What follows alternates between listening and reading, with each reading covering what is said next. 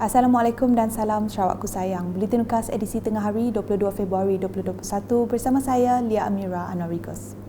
Tumpuan berita, sebanyak RM215,682 peruntukan projek kecil luar bandar MRP Ahli Dewan Undangan Negeri Adun Semop Abdullah Saidul disalurkan kepada 6 Jawatankuasa Kemajuan dan Keselamatan Kampung JKKK, 4 Persatuan Ibu Bapa dan Guru PIBG, 4 Jawatankuasa Masjid dan 2 Tadika Kemas di sekitar Dun Semop.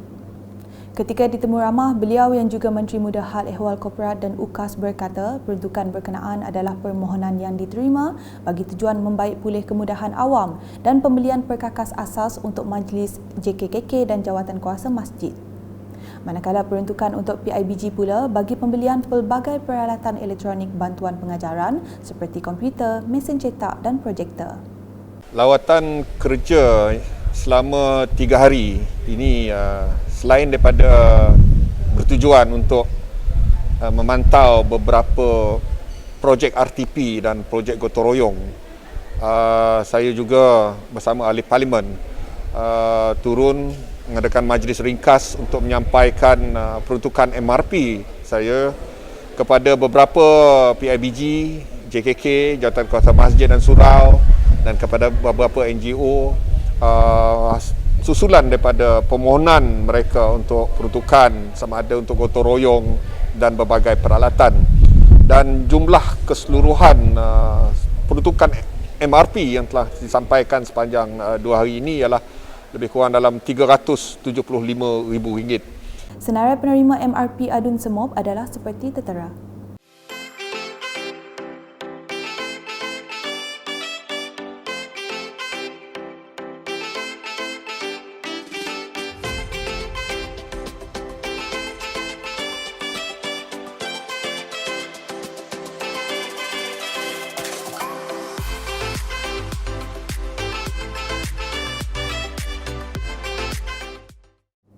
Dalam pada itu, beliau turut memohon pihak PIBG untuk sentiasa memantau dan melaporkan dengan segera permasalahan dihadapi murid-murid dari keluarga yang kurang berkemampuan untuk menampung perbelanjaan sekolah anak-anak mereka.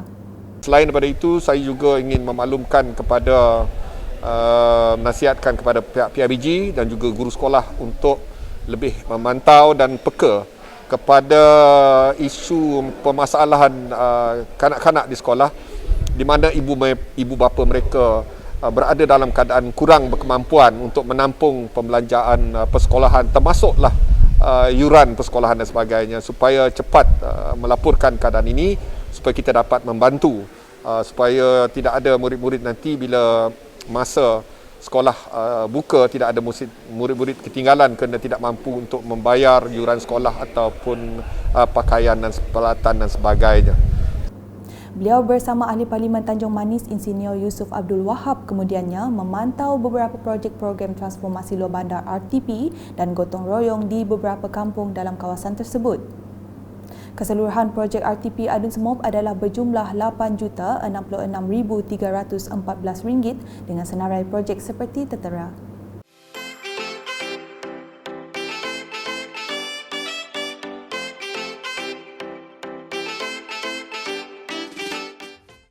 Sementara itu, Yusof berkata semua 41 PIBG dalam kawasan Parlimen Tanjung Manis akan menerima peruntukan dari pihaknya untuk kegunaan menjalankan aktiviti. Setiap PIBG sekolah rendah akan menerima sebanyak RM5,000 setiap PIBG, dan juga setiap PIBG sekolah menengah akan menerima RM10,000 untuk setiap PIBG. Sebanyak 41 PIBG untuk seluruh kawasan Parlimen P206 Tanjung Manis. Untuk PIBG, 19 PIBG di kawasan N41 Kuala Rajang berjumlah RM125,000 dan 22 PIBG di kawasan N42 Semop berjumlah RM130,000. Jadi jumlah keseluruhan pada semua PIBG permohonan mereka pada aktiviti tahunan dan juga permohonan lain oleh PIBG berjumlah RM254,000. Ini yang akan kita beri dalam sesi lawatan ke kawasan Parlimen P206 dalam hari ini dan juga semalam. Selain itu, katanya semua pelajar sekolah rendah dan menengah termasuk para guru dan kaki tangan sekolah di kawasan Tanjung Manis akan diagihkan pelitup muka dan pembersih tangan. Berita seterusnya, sebanyak 21 JKKK menerima peruntukan berjumlah RM40,000 sumbangan Menteri Muda Perancangan Bandar, Pentadbiran Tanah dan Alam Sekitar Sarawak merangkap Adun Kuala Rajang Datuk Len Talif Saleh. Selain itu, 11 buah sekolah dalam kawasan Dun Kuala Rajang juga turut menerima sumbangan pelitup muka, termoscan dan QR Kod My Sejahtera dalam satu majlis yang diadakan di Dewan Seri Nyelong Serike pada Ahad. Ketika ditemu ramah, Datuk Len memberitahu program tersebut merupakan kesinambungan dari yang diadakan pada minggu lepas. Program hari ini merupakan program kesinambungan yang telah kita adakan minggu lepas. Minggu lepas kita adakan memberikan peruntukan untuk JKKK panjang. Jadi pada hari ini merupakan program kesinambungan minggu lepas untuk Melayu Melanau di Zon Sedikit dan juga Zon Tanjung Manis kemarin. Jadi bermakna total keseluruhan peruntukan yang telah kita agihkan untuk JKKK dari MLP saya N41 adalah lebih kurang 80,000 untuk JKKK untuk mereka dalam keadaan banyak dalam KMCO ni mereka menjalankan aktiviti di kawasan masing-masing di doa selamat dan sebagainya untuk ikut SOP yang tertentu. Pada masa sama, beliau menyeru orang ramai untuk terus mematuhi prosedur operasi standard SOP bagi memastikan kawasan Serike kekal zon hijau wabak COVID-19. Selama 1 tahun, kita di Serike ini diketukan dalam warna hijau. Ini seketika saja setelah pasal siung, kasta siung, pasal siung berlaku, kita menghadapi masalah sedikit, warna di darah ini berikan kepada jingga dan sudah mulai pada kuning dan pada hari ini insyaAllah alhamdulillah sudah menjadi hijau.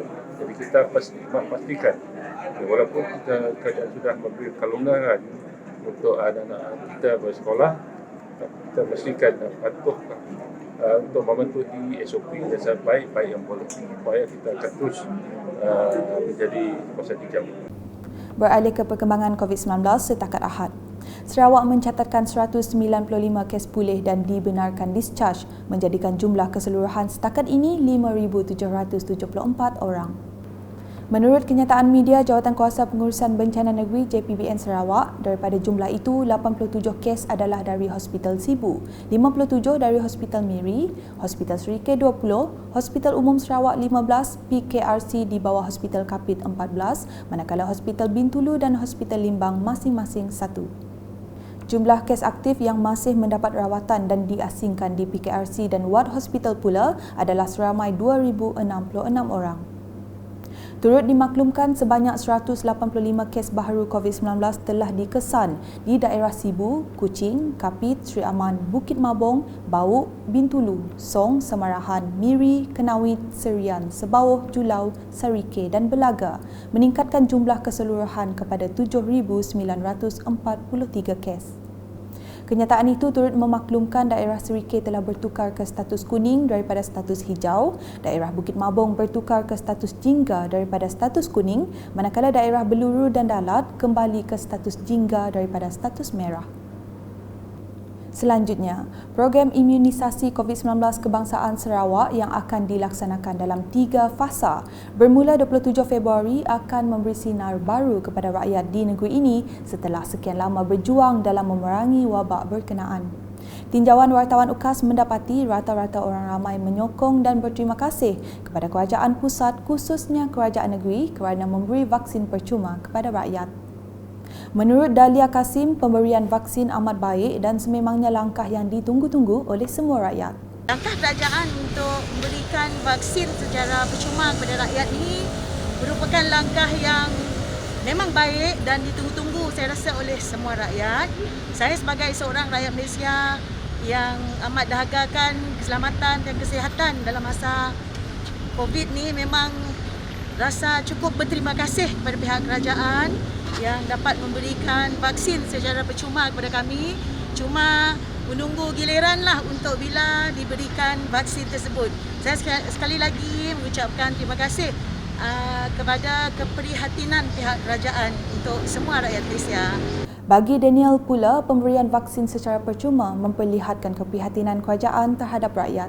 Keputusan kerajaan ini untuk ambil untuk percuma kasih semua rakyat bagi vaksin COVID, saya rasa amat bagus sebab ini adalah keputusan yang baik kepada semua rakyat dan saya amat berterima kasih kerajaan juga sebab kasih kita satu peluang ataupun untuk tak payah pakai kita sendiri punya duit ataupun belanja, pakai kita punya belanja untuk beli gigi bersih. Seterusnya, Payakon Golong turut menzahirkan rasa gembira atas kesediaan kerajaan menyediakan vaksin. Ingin melahirkan rasa gembira kerana pihak kerajaan telah sudi untuk menyediakan vaksin secara percuma. Jadi ini saya rasa jasa pihak kerajaan ni kalau boleh memang kita alu-alukan dan hargailah kerana kesediaan pihak kerajaan untuk membantu menjaga keselamatan dan kesihatan rakyat jelanta. Sekian edisi Tengah Hari bersama saya Lia Amira dan kru penerbitan. Berita lebih lanjut boleh didapati di semua platform media sosial UKAS termasuk portal ukas.sarawak.gov.my dan pastikan anda subscribe UKAS channel di YouTube. Salam UKAS.